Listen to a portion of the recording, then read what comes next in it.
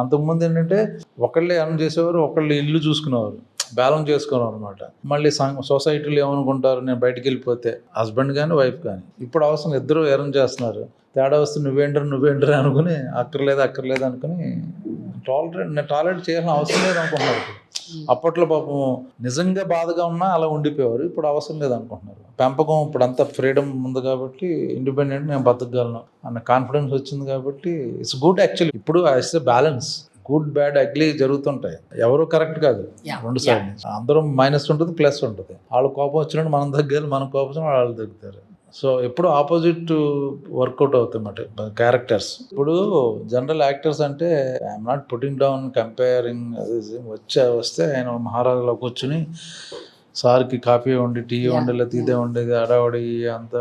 ఇంట్లో కూడా యాక్టర్లకు ట్రీట్ చేస్తారు. మా వాడు లాగిపడి పడుద్ది 9 to 6 అవ్వగానే you're just normal husband, you're this father and husband, don't do extras. So ఇంట్లో నేను ఎప్పుడు యాక్టర్గా ఫీల్ అవ్వను. కానీ అయితే అంటే but she takes care of me, రాగానే whatever has to be done అండి ఆ టైం ఇస్తుంది.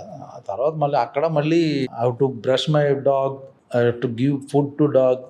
సో అన్నీ అలాగే మళ్ళీ నార్మల్ అంతే. మా ఆవిడ వెరీ గుడ్ కుక్, నేను కాదు బాగా తింటాను తను వండి, నేను అసలు పక్కన నుంచి ఉంటుంది తను వంట చేస్తుంటే అది. సో రెగ్యులర్ కామన్ మ్యాన్ ఇంట్లో కొంచెం ముందు పైకి ఏమన్నా కొంచెం బాగా ఎక్కువ అవుతుంటే మట్టుగా పడద్దు నా మీద, గ్రౌండ్ చేయడం అనమాట. అది పేషెన్స్ ఉంటే కొన్నిసార్లు their things will change. You have to understand actually.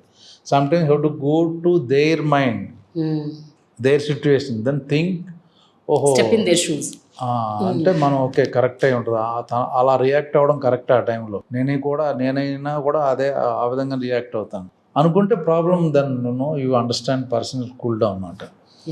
So ఈగోకి వెళ్తే ఏమవ్వదు.